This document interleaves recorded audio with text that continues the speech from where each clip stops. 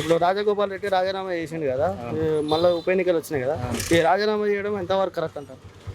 రాజీనామా ఎంతవరకు కరెక్ట్ అంటే ప్రాజెక్టులకి లొంగిపోయి ఆయన టీఆర్ఎస్కి భయపడి ఒక విధంగా ఓడిపోతానన్న భయంతో ఆయన వేరే పార్టీ మారడం జరిగింది. కానీ ఆయనకి ఇక్కడ పోటీ చేసినా ఆయన కొరిగేది ఏం లేదు. టీఆర్ఎస్ చేతిలో ఓటమి అనేది తప్పదు అతనికి. నా రాజీనామా వల్ల అభివృద్ధి చెందుతుంది అంటారు, ఎంతవరకు నిజం అంటారు? ఆయన రాజీనామా వల్ల ఎంత అభివృద్ధి చెందింది, ఎంత చెందుతుంది, టీఆర్ఎస్ వల్ల ఎంత అభివృద్ధి చెందింది, టీఆర్ఎస్ వల్ల ఎంత అభివృద్ధి చెందుతుంది అనేది కూడా ప్రజలు నిర్ణయిస్తారు. రేపు రాబోయే ఎన్నికల్లో వచ్చే ఫలితాలలో కూడా మీరు టీఆర్ఎస్ విజయభేరి చూడవచ్చు. ఇప్పుడు రాజగోపాల్ రెడ్డి గెలిచిన తర్వాత 3 సంవత్సరాల పాలనలో ఎప్పుడైనా వచ్చి కలవడం కానీ ఏమైనా బాధలు కానీ సమస్యలు కానీ తెలుసుకోవడం ఎప్పుడైనా చేసిండా? 3 సంవత్సరాల రోజుల్లో ఏ రోజు కూడా వచ్చి సమస్యలు తెలుసుకుంది లేదు. మీరు చూడవచ్చు ఇక్కడ పరిస్థితులను, ఇక్కడ ప్రజలను కూడా అడిగి తెలుసుకోవచ్చు. రోడ్లు కానీ, వాళ్ళ సమస్యలు కానీ, వాళ్ళ పింఛన్లు కానీ ఆగిపోయినాయి, పెండింగ్లో పెట్టిన పింఛన్లు కానీ అవన్నీ ఏ సమస్య తీర్చింది కూడా లేదు. ప్రభాకర్ రెడ్డి సార్ గురించి చెప్పాలండి. ప్రభాకర్ రెడ్డి సార్ గురించి అంటే ఆయన మీరే చూస్తారు, ఆయన చేయబోయే మంచి అప్పుడు గతంలో చేసిన ఈ రోజులు ఉన్నాయి. ఇప్పుడు రాబోయే రోజుల్లో కూడా ఆయన ఎంత మంచి చేస్తాడనేది ప్రజలే నిర్ణయిస్తారు.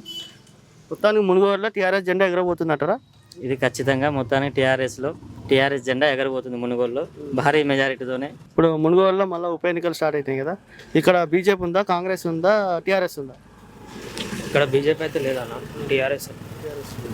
ఎందుకు బీజేపీ రాజగోపాల్ రెడ్డి ఆయన మీద ఏం పథకాలు కానీ అభివృద్ధి కానీ ఏం చేయలేదంట? పథకాలు అంటే ఏం లేదు, 3 సంవత్సరాల నుంచి ఆయన వచ్చి చేసింది ఏం లేదు ఇక్కడ. ఎవ్వరికి ఇప్పుడు ఆయన వచ్చి కూడా 1 సంవత్సరం కావచ్చు ఇక్కడ, అసలు వస్తలేడు ఇటు. ఇప్పుడు మన కుంచుకుంట ప్రభాకర్ రెడ్డి ఆయన అధికారంలో లేకున్నా కానీ వస్తాడు, మనకు ఏమైంది అడిగి ఆయన మంచిగా ఆపద ఉన్నా సాయం చేస్తాడు. ఈయన అధికారం నుండి కూడా ఏం చేస్తలేడు, అసలు కలవడంట కదా, కలవాడు, అసలు రాడు ఇక్కడ. రాజగోపాల్ రెడ్డి రాజీనామా చేసింది కదా, మళ్ళీ ఉప ఎన్నికలు వచ్చినాయి కదా, అన్న రాజీనామా చేయడం కరెక్టారా? ఇంకా ఆయన రాజీనామా చేయడం ఒక విధంగా కరెక్టే అన్న. మునుగోడు నియోజకవర్గం ఉంది కదా, దరిద్రం పోయింది అనుకుంటున్నాను నేనైతే. ఎందుకంటే ఇన్ని రోజులు రాజీనామా చేస్తా అన్నాడు. ఫస్ట్ గెలిచిన 3-4 నెలల నుంచి ఇక గెలిపించిన కాంగ్రెస్ పార్టీ గొప్ప కాదంట. ఇది కాంట్రాక్ట్ల కోసం బీజేపీ పార్టీ, ఇది మేము లేవది కాక బీజేపీ అయితేనే లేస్తుంది అని గెలిచిన 3 నెలల నుంచి 3.5 ఏళ్లకు ఢిల్లీ తిరిగిండు. ఒక 18 నుంచి 22 వేల కాంట్రాక్ట్ తెచ్చుకుంటూ కదా. ఇప్పుడు బీజేపీ మంచిదని అమిత్ షా సమక్షంలో బీజేపీలో చేరి ఇక బీజేపీ మంచిదని చెప్తుండు. సొంత లాభం ఓన్లీ 22 వేల కోట్ల కాంట్రాక్ట్ అలా కొడుకు ఇక 10 ఏళ్ళు 20 ఏళ్ళు ఏం చేయకుండా అలా కొడుకుది ఇట్లా ఉంచడానికి మాత్రం ఇది చేసిండు. మునుగోడు ప్రజలను అయితే నిండా ముంచిపోయిండు, కాంగ్రెస్ నాయకులను అయితే నిండా ముంచిండు. ఇంకా ఇప్పుడు ఈ 3 సంవత్సరాలలో ఏమన్నా వచ్చి అభివృద్ధి కోసం ప్రయత్నించిండేమో? అభివృద్ధి కోసం అయితే ఏం రాలే అన్న, సొంత పబ్లిసిటీకి మాత్రం వచ్చిండు. అభివృద్ధి ఎక్కడ చేసిండు నాకైతే తెలియదు. ఈ రోడ్డు ఉంది, దరిద్రం పోయింది అనుకున్నాను. ఎందుకంటే ఈ రోడ్ ఎప్పుడో చేసేది, పోరాటం చేయాలి. ఒక రాజీనామా కాంగ్రెస్ నాయకుడు, నేను ప్రతిపక్షంలో ఉన్న నాకు అధికార పక్షం ఏం చేయనప్పుడు ఉన్నారు కాంగ్రెస్ పార్టీలు ఇంకా నాయకులు లేరా? సీతక్క లేదా ములుగులు ఎట్లా చేస్తుంది? కాంగ్రెస్ నాయకురాలు ఆమె చేస్తలేదా? మరి ఈయన చేస్తే ఏమవుతుంది? ధర్నా చేయమను, ధర్నాలు చేయడం ఏం చేయడు, పోతాడు. జార్ఖండ్లో తెచ్చుకున్న కాంట్రాక్టులు, ఉత్తరాఖండ్లో తెచ్చుకున్నా, ఢిల్లీకి పోతా, ఏమన్నా లాభం ఉందా? టీఆర్ఎస్ ఎట్లుంది ఇక్కడ?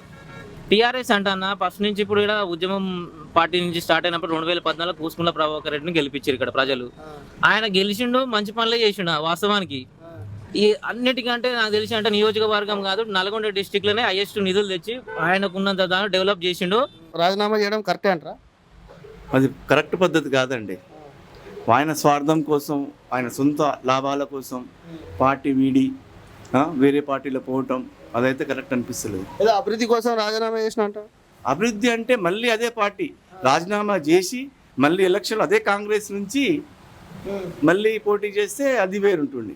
వేరే పార్టీ అంటే అభివృద్ధి ఎట్లయితుందండి? మళ్ళీ బీజేపీ అధికార పార్టీ ఉంది సరే, ఇంట్లోకి వెళ్ళి టీఆర్ఎస్లోకి వచ్చినా పోయి ఏమైనా చేస్తే అభివృద్ధి అవుతుంది. స్టేట్ కూడా అదే ఉన్నది అవును. ఎట్లా అభివృద్ధి అవుతుందండి? ఇప్పుడు బీజేపీ నుంచి గెలిచినా ఎట్లా అభివృద్ధి అవుతుంది? ఇప్పుడు గెలిచిన తర్వాత 3 సంవత్సరాల పాలనలో ఎప్పుడైనా ఒకసారి వచ్చి కలవడం కానీ, ఏ బాధలు కానీ తెలుసుకోవడం కానీ ఏమీ చేయలేదండి. ఏం రాలేదండి. అదే కూసుకుంట్ర గారు వాళ్ళే వచ్చి చేయటం, ప్రతి ఒక్క దాంట్లో ముందుండి, పదవిలో లేకున్నా కానీ ముందుండి కూసుకుంట్ర గారు వాళ్ళే వచ్చి ఆయనే చేసిండండి. నేనైతే ఏం చేయలేదు. ఇప్పుడు టీఆర్ఎస్ ఇచ్చే పథకాలు ఎట్లుంది? బేసిక్గా ఉన్నాయండి, మంచిగా ఉన్నాయండి. మొత్తానికి మునుగోడులో టీఆర్ఎస్ జెండా ఎగరబోతుంది 100% అండి, 101%. ఇప్పుడు ఉప ఎన్నికలు మళ్ళీ వచ్చినాయి కదా, రాజీనామా చేయడం వల్ల ఇక్కడ టీఆర్ఎస్ ఉందా, బీజేపీ ఉందా, కాంగ్రెస్ ఉందా? అన్నీ ఉన్నాయి. ఏది వస్తుంది అంటారు? ఇంకేదంటే చెప్పలేము కూసుకుంటా ప్రభాకర్ రెడ్డి వస్తుంది. కేసీఆర్ పథకాలు ఎట్లున్నాయి, ఏమైనా వస్తున్నాయా? మంచిగా ఉన్నాయి. అంతేనా? మొత్తానికి ఇక్కడ మొత్తానికి టీఆర్ఎస్ జెండా ఎగరబోతుంది అనమాట. మళ్ళీ ఖచ్చితంగా ఎదుగుతుంది. అంతేనా? ఇప్పుడు రాజగోపాల్ రెడ్డి రాజీనామా చేసిండు, అది చేయడం ఎంతవరకు కరెక్ట్ అంటారు? ఈ కొద్దిగా ఉన్న సమయంలో ఆయన ఇట్లా చేయడము, ఇంత పెద్ద మళ్ళీ ఎలక్షన్లకు వెళ్ళడం మంచి పద్ధతి కాదు ఇది. సరే, ఇప్పుడు టీఆర్ఎస్ సంక్షేమ పథకాలే ఆయన టీఆర్ఎస్ని గెలిపిస్తానని 100% నమ్ముతున్నాను. ఇప్పుడు ఆయన అభివృద్ధి కోసమే రాజీనామా చేసినాడు, అది ఎంతవరకు కరెక్ట్? అది పశ్చాత్తాపం, స్వార్థం అది. ఆయన పర్సనల్గా ఏదో ప్రాబ్లమ్స్ ఉండి ఆయన ఇలా కాంట్రాక్ట్స్ ఎలగబెట్టుకోవడానికి ఇవన్నీ చేసిన కార్యక్రమాలు. ఇప్పుడు కేసీఆర్ ఇచ్చే పథకాలు ఎట్లున్నాయి? చాలా బాగుంది. మీరు ఎక్కడైనా అడగొచ్చు, ఈ మునుగోడు మొత్తం తిరిగి కూడా అడగొచ్చు మీరు. మొత్తానికి మునుగోడులో టీఆర్ఎస్ ఆహ్వానం వస్తుంది అనమాట. 100% ఇక టీఆర్ఎస్ జెండా ఎగరబోతుంది. ఇప్పుడు ఇక్కడ ఉప ఎన్నికలు స్టార్ట్ అయినాయి కదా, రాజగోపాల్ రెడ్డి రాజీనామా చేయడం వల్ల మళ్ళీ స్టార్ట్ అయినాయి. ఇక్కడ ఏది ఉంది? టీఆర్ఎస్ ఉందా, కాంగ్రెస్ ఉందా, బీజేపీ ఉందా? టీఆర్ఎస్ ముందెందులో ఉంది. ఇది రాజిరెడ్డి ఏం అభివృద్ధి చేయలేదంటారా? ఏం చేయలేదండి. అభివృద్ధి గురించి కాదు, ఆయన సొంత బిజినెస్ల గురించి బీజేపీలోకి పోయిండు అంతే. ఇక్కడ అభివృద్ధి గురించి కాదు బీజేపీలో పోయిండు. ఆయన సొంతంగా కావాలని తెచ్చుకున్న ఉప ఎన్నికలు. ఇక్కడ టీఆర్ఎస్ పథకాలు ఎట్లున్నాయి? బాగున్నాయి. అంతటా ఇక్కడే కాదు, రాష్ట్రం మొత్తం మంచిగా ఉంది. ఇప్పుడు మునుగోడులో మొత్తానికి టీఆర్ఎస్ జెండా ఎగరబోతుందా? కంపల్సరీ. మళ్ళీ ఉప ఎన్నికలు వచ్చినాయి కదా, ఇక్కడ కాంగ్రెస్ ఉందా, టీఆర్ఎస్ ఉందా, బీజేపీ ఉందా? కాంగ్రెస్ ఏం లేదు కానీ బీజేపీ టీఆర్ఎస్ రెండు వస్తాయి, అటో ఇటో. దాని వెనకమల ఇది, దీని వెనకమల అది. రావాలంటే ఇది వస్తుంది కూడా టీఆర్ఎస్.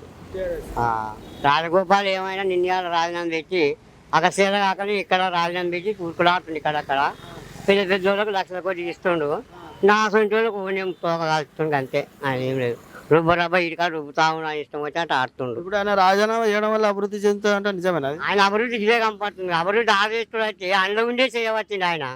ఇప్పుడు ముఖం మార్చుకొని ఏరు పడిపోయి నేను మార్మనం అయితే పోతున్నా, ముఖటి 13 ఇప్పుడు చేస్తాడు ఆయన పని. ఇది కూడా చేయాలి.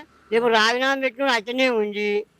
ఈ అమ్మ అని చెప్పి ఆ ఉత్తరం నీకు ఒక్క ఏడాది అయితే మళ్ళీ ఎన్నికలే కదా, ఈ ఏడాది అట్లనే ఉండి ప్రజలు తిరగవచ్చింది ఆయన అంత బుద్ధిమంతుడు అయితే. ఇప్పుడు ఉరుకులా ఇక చేస్తుండు, నేను అభివృద్ధి చేస్తా అని. కుసుకుంట్ల ప్రభాకర్ రెడ్డి సార్ ఎట్లా ఉంది? ఆయన కేసీఆర్ ఇక రెండు సమానమే. కేసీఆర్ పథకాలు మంచిగా ఉన్నాయా?